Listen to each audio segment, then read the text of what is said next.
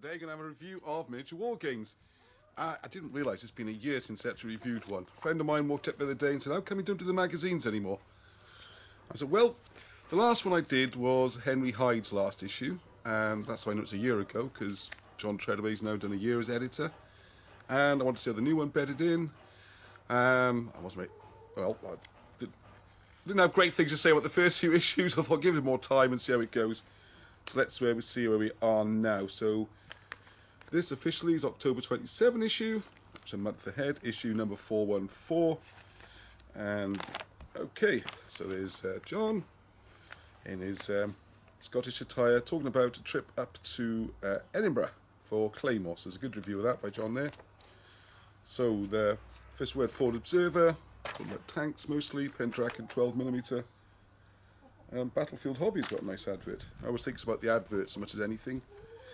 Setting the Easter Blaze, second edition of a popular rules set. So there's a review of the new rules set. I have read all this. And then we got Ghost Archipelago, which is getting big coverage, because of course this is, and there's a book as well, the follow-on from Frostgrave. So I should go through the index, would have been quicker, wouldn't it? I wanted to show you what's going on. Some new releases from Old Glory. I think they're Napoleonic, seem to remember. Yeah, Age of Napoleon range, here we go. So there's Saxon Heavy Cavalry Command. Then we've got the best writer in the magazine, the one I think holds it together, and that is Conrad Kinch. And this is Good Things in Small Packages. As the father of 3 children, I find this a very interesting and amusing article. It's all about coping with babies when you're wargaming and all that kind of stuff. So very interesting. As usual, compromises you have to make, size of games you can pack up quickly, all that kind of stuff. And he's actually done a complete scenario game, something to try, little challenge there, as a sort of solo gaming, because the times, brilliant article. He's always good, he's always amusing, always an excellent writer. So highly recommend that. Oh, I missed a page. Chris Jarvis, the final part of solo campaign, which is to do with Frontier Warfare, which I have to say I haven't looked in too closely. Some nice looking figures. As good to see the standard of painting going very well. I think I recognise them as ones painted by, yes, painted by Kevin Dallimore, the editor's friend there. A very good painter as well, of course. Quite famous, very distinctive style. So up a little bit nearer, some lovely pictures. Good work as always. Now this is adverts there. An interesting article, Reinventing an Old Friend. This is where an old game from 1970s, I think it was, has been rehashed over 2 parts, trying to make it slightly more modern. Read it, interesting enough article. I think there's a lot of pages for it. And I don't know, end up with a game that's like a really good game for the 70s to me. There we are, maybe I missed something. Advert for Warfare. I'll try and be there. That's the one in Reading. I'll almost definitely be there, so come and say hello if you see me. Come and clog me if you hate my review after this. November 18th, 19th. I should probably be there on the Saturday or Sunday, I have to decide. I'll only be there one day. Probably, I don't know. Right, and this is great to see here, because Roger Dixon, old friend of mine from South London Warlords, who I see now and again. I saw him recently, pops up on my Newbury review video, which I'm going to put up. Sorry, my chickens are being very noisy. I thought it'd make an amusing backdrop. It's just annoying and distracting. Customs Office, a 2-part article, and it's how you take a sort of standard MDF kit and how you can make it work, make it look like something fabulous like that. Well-written article. And what I like about this, it's not just the usual how-to, it's how to think, how to plan, what kinds of stuff you bear in mind when you're going to do it, that kind of thing. And you end up with some fabulous looking terrain pieces. And it's sort of near future science fiction, which you see a bit of a theme for that over the last 12 months. Okay, so we've got some more adverts. What we got? Selbig Wargaming Show. Wish I lived nearer. That's 22nd of October. Always a good show down near Crystal Palace usually. It's a long way from here, unfortunately. What's this for? Not quite sure. New rulebook, I think. Oh, the 3rd Carlist War. Didn't know there were 3. Maybe it's the 3rd edition of the rules. Anyway, Kamsa Group. Yeah, you have a look. Not quite sure what they are. A little bit clearer, those adverts. Then we got Darker Horizons, sci-fi and fantasy section. Sci-fi anyway. Remember the Main, to hell with Spain, which is great. It's a really interesting part of history if you look at it. There's some other stuff before it. But we'll talk about that when we get to the article. Okay, so we've got a few different reviews and things. So we've got 28 mil science fiction. Brits versus the Euro, so that's more science fiction. Now this, I thought, looks a bit like fantasy. I might actually get one of those. Very nice looking ogres from Atlantis Miniatures. So they're pretty good. £35 a mountain troll. Hang on, sorry, I didn't get much of a look then, did you? And he's 125mm tall, which is pretty tall. It's pretty big. Let's try and get the light on there. There we go. Very cool. So get the magazine for more information on that. And then we got some more near-future science fiction. And then some 50mm science fiction. And then we got Savage Core, which is a new science fiction in 28mm. Seen the theme yet? Neosovs in 2 scales. This is near-future science fiction. And your guess is what the editor's favourite period is. Just curious. Okay. This is good. Remember the Rain, to hell with Spain. I mean, it is near-future science fiction, again. But it is, unless there's no reflection on the article, which is excellently done and beautifully portrayed, well explained. It's interesting how they've done a history. It's a kind of pastiche of real history and dropping in some, what do you call it, sci-fi names and stuff like that. Which is, it's a good read. It's well done, it's a well-balanced game. Misses out a big part of what their Remember the Main was all about. Is kind of an example of the first time really the American public had been convinced into fighting a war overseas, and sort of policing type action. And another thing, there's a fascinating out in the Philippines, where the American fleet wanted to gun down the Spanish fleet. The Spanish fleet, mostly wooden ships, no chance at all, and really want to fight. They went to Europe for allies and help. Germany might have come to help them save their fleet, so desperately trying to avoid a war with America.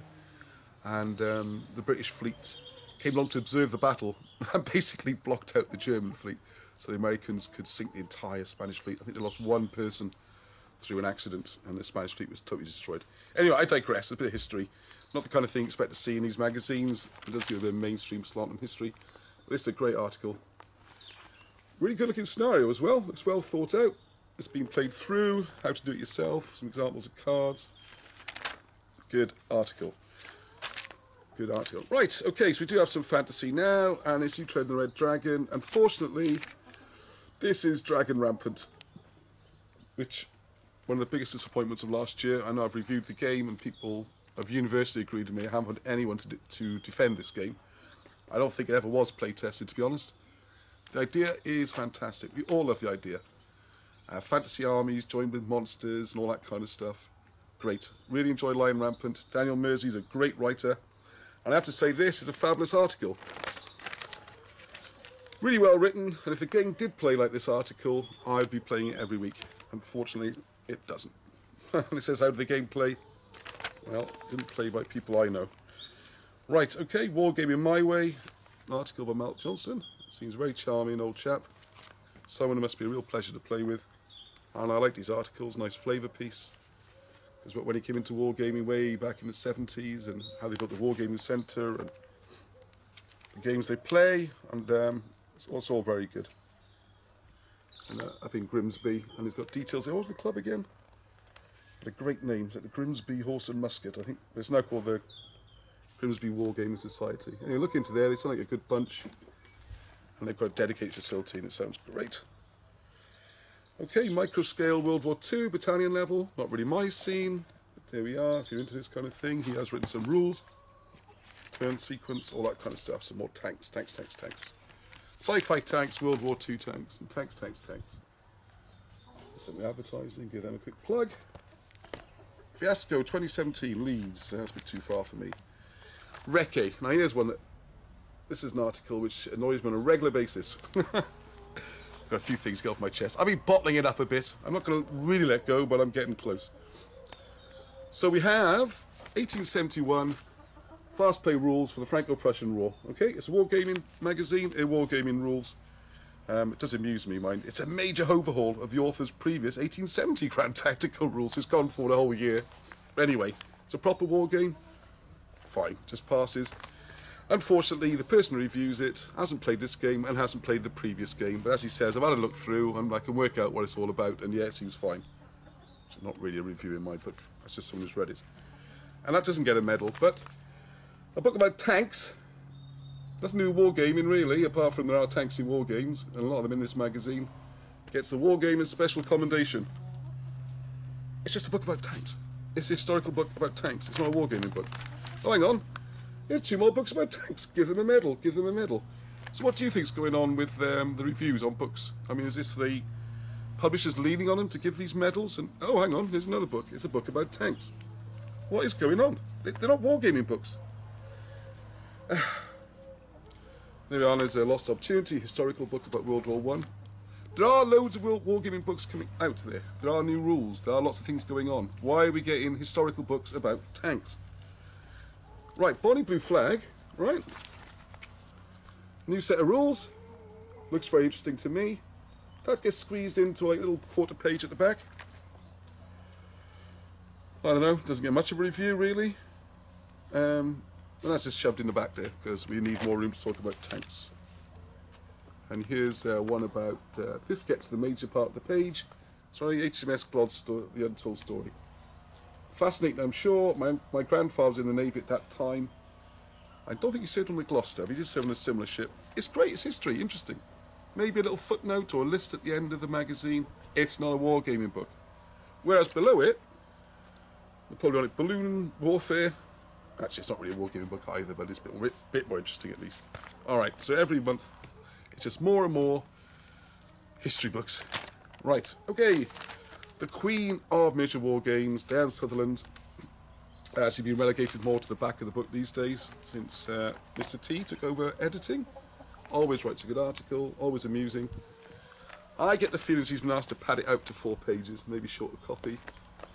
I prefer it when they're shorter articles, a bit punchier, and I would love to meet the lady sometime. Fantastic humour, very amusing. Nice big double page ad for Miniature War Games. I've got one already, I don't need the advert, thank you very much. And then Mr. T's review of Claymore, which is their show in Edinburgh he went to, and what John thought of it. And it's very much a personal account. Yeah, this is a personal account, let's put it that way. It's about views and impressions, not overburdened with too much detail. But loads of nice pictures, fair play to John, he's an excellent photographer. And he's a very talented guy, very good writer. In fact, he's such a good writer, I've got a little competition for viewers. If you go through the last 6 months, see if you can find an article somewhere where he hasn't added a line. Little in brackets, Ed says, frustrate me if I was a writer. There we go, I think I've blown that now with this review anyway. So here we go. Some more adverts. Okay, my advert's in there somewhere. Just to say, I've been reading this magazine on and off, well, mostly on, since it launched. I've got issue 1 here somewhere, almost 30 years ago. Is it 30 years ago? I've advertised, I've even written in it. So I think I've got a right to have a little say on it. And there's there. Got more adverts at the back. And more adverts. This is, yeah. And on the back page, Osprey Games. Nice big page for Osprey Games. There we go. Some Dracula, United States of America 1875 thing. Not really my cup of tea. So there you go. There's this month's issue. If you like tanks, or you like near-future science fiction, you're missing out if you don't have this. If you've got children, good article by Conrad. A couple of nice building articles, one by Roger and Diane. Those are the three writers really, Conrad, Diane, Roger. Excellent articles. A couple of fluff pieces. Overall, pretty disappointing, really. Yeah. I'm trying to pick out something more interesting to buy, to talk about. No, it's kind of it, really. Oh well. Hope you enjoy the review. I'm going to try and do more of them, especially if the sun comes out. We've been rained on all week. Anyway, I've got to go. Just say goodbye to little girls who are making all the noise. Ladies, ladies, ladies, ladies. Come and say hello. There we are. All right, so till the next time, well, keep rolling.